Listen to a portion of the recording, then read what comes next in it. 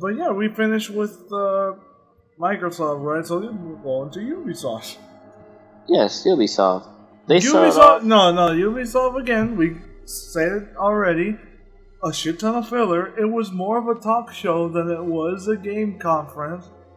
I still don't like that chick that does the show. Even though she actually said it at the beginning that people don't like her. It's like she's so perky and so fucking nice all the damn time. She really tries hard to be funny. She tries, and I appreciate it, but stop. Like, come on, man. It's a Ubisoft, man. You already have that. You already have that reputation that nobody trusts you anymore. And then you come up with this chick who sounds so fake in everything she says that it's like you're just making it worse, man. Like, what games did they show? Fucking Watch Dogs, Ghost Recon, Division updates, and DLC. Assassin's Creed movie. That was really funny because it wasn't even a goddamn game. It was a movie advertisement. They say, oh hey, you guys remember Assassin's Creed? Yeah, we're gonna talk about the movie Yep. at E3. So we got nothing else to talk about. It's like they showed a whole bunch of shit. Like I don't think I can mention specific games other than the ones I did. Oh well, yeah, they did do another thing with the guys that made Far Cry Blood Dragon, but instead of making another Far Cry Blood Dragon, they went and did a spin-off with a completely different game. Yeah, they made it Trials of Blood Dragon, Like, which is basically Trials Fusion.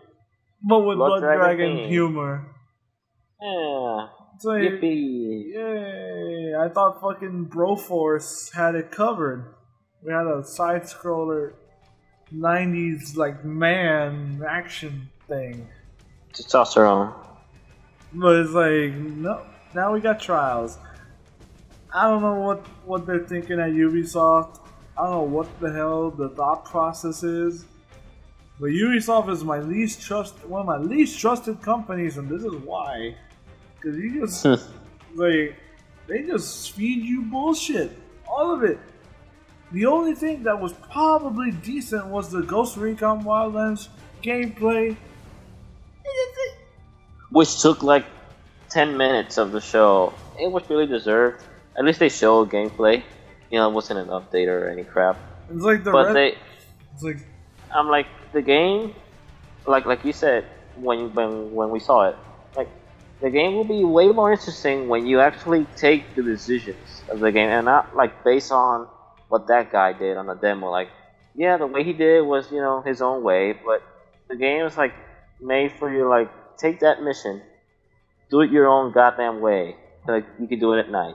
yeah. You could just instead of transporting him on a chopper, you want to go him on the ground, or you want to secretly take him or kill him. Maybe I don't know. Or like all of you divide and like take out outposts surrounding the base so they can't call for backup, and then infiltrate from all angles, guns blazing, and no one else can come to help him. It's just surrounding. Like, I have a lot of hope for this game, but if a few things aren't done right, then it'll crumble. One thing for sure that they'll do, because they're Ubisoft, they're gonna probably downgrade the graphics, because they always do it. Like the game, when you see the gameplay, God, it looks awesome. Yes, it does. But trust me, it's Ubisoft. They'll downgrade that shit. Like you cannot trust Ubisoft. Whatever they show you is just lies. You can't, like, Ubisoft has done enough shit to make it so that you cannot trust anything they tell you at all. They have earned that. And well, you can see it in the conference. Most of it was just talking on chairs about games and about stupid stuff. South Park. Perfect like, example. Like, I get South Park is funny, but you're making a sequel, and the guys just come out there talking about the game like it's propaganda of like the goddamn TV series. Like, oh, we're here just to take your goddamn money. Like, dude, at least make it like it's not that. Like, you're not doing it for that reason.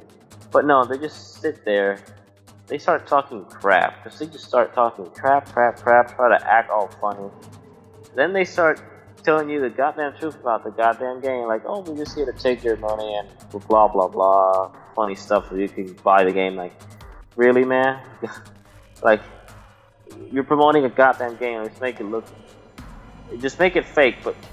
Just, I don't know, man. Just don't do that. Like, just come out there talking trash like you're drunk or something. Then they're like, oh yeah, it's a spoof of Civil War and freaking Marvel movies and great. But, I mean, South Park. South Park, man. Like, good for you, I guess. It's like, but other than that, they did try to put more VR. Oh god, yeah. I mean, everybody's trying to put VR and everything now, but Ubisoft tried to put VR on something that I think, I mean, what was it that we were gonna put VR on? I completely forgot now because it was just so pointless. I think it was Star Trek. Oh yeah, Star Trek. Like, that was cool and all. They brought one of the actors. Well, they brought like 4 actors or 5 from like the old movies and the TV series. They actually played the game in VR. You know, it's cool for them because they actually had the job. You know, they had to act it. But this time they actually got to see it, like feel like they were there. That's all good, but I know it has a big fan base, the whole franchise. People love the movies and the series. But it's cool and all, they do it on VR. But when you're in a conference where most of those people probably acted like they know Star Trek, but they don't. They probably know more Star Wars than Star Trek. And it's like, yay, great, Star Trek, just for like a, 48% of the people there liked it. Mm-hmm. Where the rest of the percentage, like, they're just, great, VR, but we want this on something else. Yeah, it's like, the VR thing is like, everyone wants to try their own gimmick at VR, and they want to try and make sure that they have their own thing that can bring people to their company and like buy stuff from them. But then you have games like this that probably are pushing it, and they're getting a very niche market. Like, I know Star Trek has a big fan base, but still, it's like, it's the same with the Star Wars one, which they did do on the fucking EA press conference. They showed that one. But man, I don't know. It's like, it might be cool for people who like it, but I don't know what else to really say to that. It's yeah, because we're not really fans of it, so we have to say. But yeah, other than that, the only other game that they showed, right, was the sports one. The winner. The Steve, yeah, is it Steve? Yeah, Steve. Right? Steve. Yeah. No, wait, Sean, you're forgetting about the most energetic thing they were showing every year, For Honor. Oh well, yeah. Okay, so For Honor, Watch Dogs 2. Yeah. Ghost Recon and Ghost Recon, Wildlands, Steep, Just Dance, Trials, and everything else, which is an indie game. Mm-hmm. But For Honor, that everyone who was watching that probably got like a 6-pack, a beard, and burst out of their clothes when the For Honor gameplay ended. Like, no, dude, just the goddamn start when the dude comes out. He's been there for like 2 years now. That dude knows how to fucking, sell a game. Like, that guy is a certified hype man for gaming. Like, that guy just comes out, starts talking like a knight, like a Viking. He will talking all tough. Like, look Like look that up. Like look up the part of the conference when the guy starts coming, when he comes out and talks about For Honor before showing the trailer. That speech that guy gives about the game makes you feel like you're entering that world as he's speaking about it. Yep. I mean, and then they raise your testosterone when they show you the goddamn game. But it's like, yeah, Vikings, armor, samurai, hitting shit, and it's like, take that and do this and fire, killing, like, Then and to make it even more like build up and hyped, the dude is voice overing everything that happens.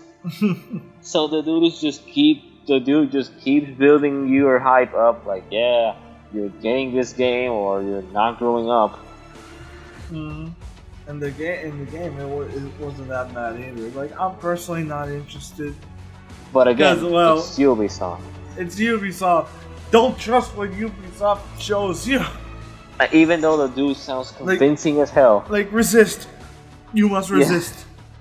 Yeah. Like, just wait until they actually get something out and you can actually play it. Then maybe. Probably you. Even if the guy comes to your house and he has the game on his hand, he starts talking about you, the times of war, and you're like, you're the burst of tears. Don't fucking get it until he actually shows you some gameplay. But all in all, the game does look interesting. I want to see what they do with it. But last thing they showed was Steep, and Steep, which is interesting. Steep is like, it's a new IP. That's all it is. It's like, okay, it's an extreme sports game. Yeah, and it's like, we can't give you Skate. Well, we're giving you this. Skate 4. Like, they're like, we can't give you Skate 4 for some reason. We'll give you this. Maybe next year, man. Because, I don't know, Steep was interesting because they added a bunch of replay features and a bunch of other shit that makes it like, it's like open world. Yeah. Open world skiing and shit and wingsuiting, and you can see replays with your friends and all those things. So it's kind of like an interesting take on it that it kind of makes you want to try it. Yep. It's like, it's the same kind of intrigue that you would have with an open world racing game that you can be online with your friends all at the same time and you never have to like invite each other. You just kind of like play the game and you can just drive past each other by coincidence. It's like, yeah. It's like that. It's the same level of intriguement with this because it's like you can just go skiing anywhere and then suddenly you can see your friend in a wingsuit just glide past you for no fucking reason, and it's like, that's cool. I don't know. It's like it's cool. It's a game that'll just hit a specific person. It won't hit a wide audience, it seems. No, it's like for some certain fans. Like same thing with with Star Trek. Like it'll be an excellent game for this audience, but for this other audience over here, like the general audience, like the ones who play more like action shooter games, they're like, I'll play this, but like once or twice in the week, probably on weekends. But it's not like a game where you're gonna play it all day, unless you're a sports fan. Yep. And well, I think that's everything for Ubisoft. And yeah. Now before you say, oh, you didn't talk about Watch Dogs, that's because, well, okay, I'm gonna summarize it. The parkour is cool. Everything else is kind of like, I don't. And the guy with the mask, the wrench, he's whatever cool. His name is. Yeah. The guy with the mask that has emojis for a face. Yeah.